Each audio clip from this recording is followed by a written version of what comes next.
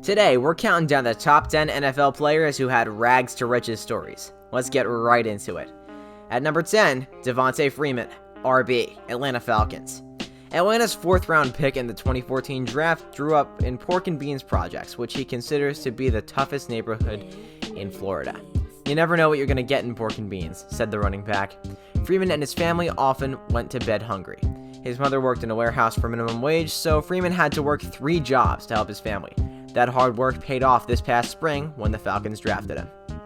At number 9, Demaryius Thomas, wide receiver, Denver Broncos. Thomas came from a life of illegal substances and homelessness. While in 6th grade, police raided his home and arrested his mother and grandmother on federal charges of conspiracy to possess with intent to distribute illegal substances. From their time of their arrest until Thomas was in 10th grade, he stayed in 4 homes. His aunt finally took him in and raised him. He ended up going to Georgia Tech before being drafted in the first round by the Denver Broncos. At number 8, Michael Sam, DE, Dallas Cowboys. Sam was the first gay football player to be drafted by the NFL and the first to be currently on an active roster, the Cowboys. However, getting to the NFL as a gay man may not have been his greatest challenge. Did you know he was the 7th of 8 children and that he briefly lived in the backseat of his mother's car? Or did you know that 3 of his siblings died and 2 of his brothers currently reside in prison? Wow. At number 7, Curtis Martin, running back, retired.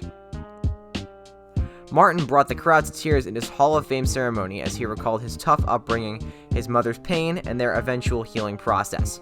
He recalled how his alcoholic father once abused and tortured his mother by setting her hair on fire and burning cigarettes into her leg. Urged by his pastor, Martin used football to make a difference in people's lives, including his own and his mother's. At number 6, Brandon Marshall, wide receiver, Chicago Bears. Marshall has never shied away from controversy, likely because he was always part of it when he grew up. When he was younger, his father abused and assaulted his mother in a variety of ways. And in 1991, police found a large amount of illegal substances in his father's truck. Prior to entering the NFL, Marshall also had a number of encounters with authority himself, but has worked through that to become one of the premier receivers in the game.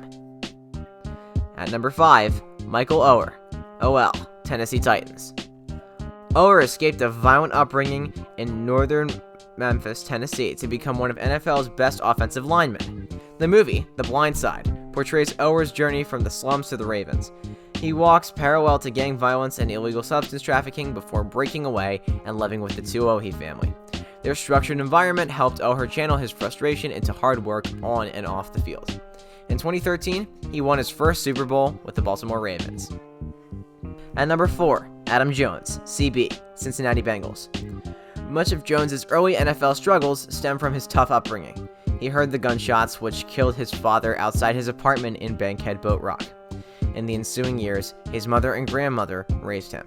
When he entered the NFL, Jones carried a lot of baggage, and it was only 2 years ago that a judge ordered him to pay $11.65 million in compensatory damages for his role inside a shooting outside a Las Vegas club.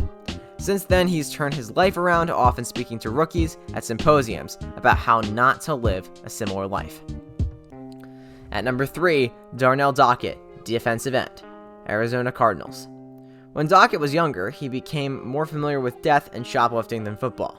At the age of 13, he returned home one day to find his mother dead.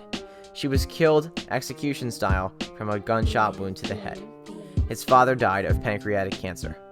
As he worked his way through college, poor grades and the perception of being a shoplifter caused teams to shy away from the defensive standout, but the Cardinals took a chance and were eventually rewarded on and off the field by the 2004 third-round pick. At number 2, Jimmy Graham, tight end, New Orleans Saints. Graham is now worth $21 million guaranteed, but at one point he believes that he was only worth $98.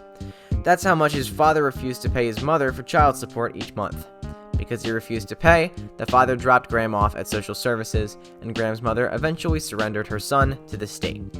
While at the home, a group of teenagers took turns beating Graham, and when he called his mother, she hung up on him. Eventually finding his way to the Abundant Life Fellowship Church, he met Becky Vincent, who took on the role of being his mother.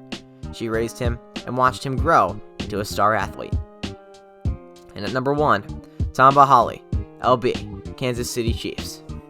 Born in 1983, Hali grew up in a war-torn Liberia. Born in 1983, Holly grew up in a war-torn country. When he had just turned 9, fighting around his hometown of Gabargna forced his mother to gather her children and flee into the countryside. They got by on whatever food they could gather. Eventually, they fled to the Ivory Coast and then to America when Holly's father was able to bring his children across the Atlantic. Because the United States only granted the children visas, his mother stayed on the Ivory Coast. In 2006, when he became a citizen, he finally brought his mother to America. Well guys, thank you so much for making it to the end. Be sure to smash the like button, subscribe to Sport Utopia, and ring that notification bell so you never miss a vid. Thanks for watching.